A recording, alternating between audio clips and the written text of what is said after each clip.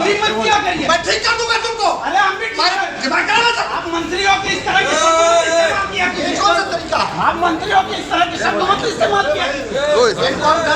देख लीजिए कैसे मंत्री जी दांत पीस पीस कर पत्रकार को देख लेने की धमकी दे रहे हैं। देख लीजिए कि कैसे बदतमीजी पर उतर आए हैं योगी सरकार के ये मंत्री।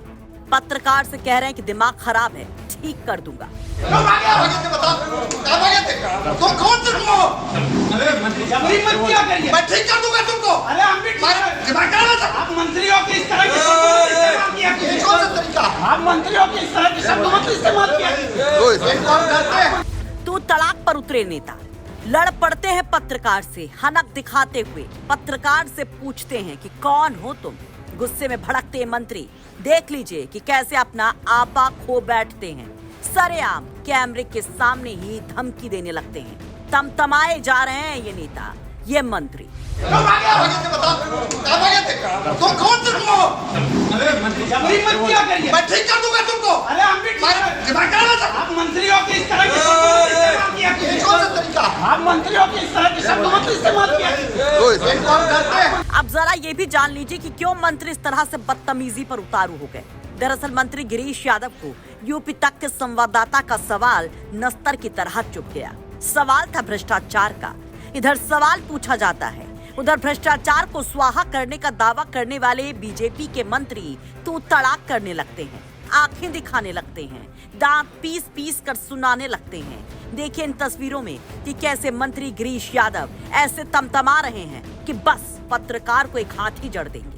जौनपुर शहर के एक होटल में बीजेपी के सदस्यता अभियान के शुभारंभ के लिए यह प्रेस कॉन्फ्रेंस बुलाई गई थी, जिसमें यूपी तक के संवाददाता ने माता शीतला चौकिया धाम के तालाब सुंदरीकरण और नमामि गंगे योजना के अंतर्गत किए जा रहे गोमती घाटों के काम को लेकर सवाल पूछ लिया, जिसमें बड़ा खेल हो रहा है। दरअसल जौनपुर के शीतला चौकिया धाम में सुंदरीकरण के लिए कुछ साल पहले 3 करोड़ 45 लाख रुपए आवंटित किए गए थे।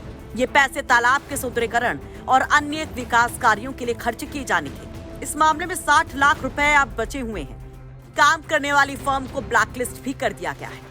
लेकिन सबसे बड़ी बात यह कि इतना कुछ होने के बावजूद पर्यटन विभाग की तरफ से लगभग 7 करोड़ रुपए चौकिया धाम कॉरिडोर को फिर से दे दिए गए। इस 7 करोड़ रुपए में से लगभग 3 करोड़ रुपए रिलीज भी हो चुके हैं। जौनपुर में सीवर पाइपलाइन बिछाने का काम भी किया जा रहा है। पिछले कई सालों से ये काम चल रहा है, लेकिन अभी तक पूरा नहीं हो पाया है। इस योजना के चलते शहर की कई जगहों पर गड्ढे खोदकर छोड़ दिए गए हैं, जिससे आम लोग दुर्घटना के शिकार हो रहे हैं, हादसे हो रहे हैं। लेकिन मंत्री जी को क्या, प्रशासन की तरफ से कई बार ठेकेदार के ऊपर मुकदमा भी किया गया और फर्म को ब्लैकलिस्ट करने की बात भी कही गई, लेकिन कोई कदम नहीं उठाया गया।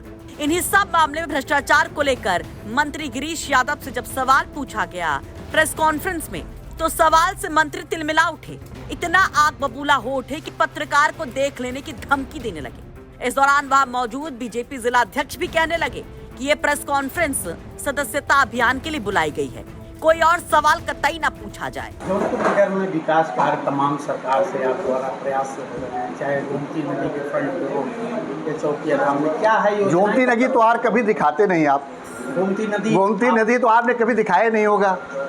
आप गोमती नदी में रिवर फ्रंट भी बना है और किसी विधायक द्वारा प्रयास हुआ है। बताइए। मुझे लगता है आपकी सोशल मीडिया का पूरा अगर व्यू मैं देख लूं तो शायद आपने कभी नहीं दिखाया। तो बताइए ये किसने बनवाया? तो आप बताइए। बनवाया है मैंने। हाँ। विकास का काम किया है।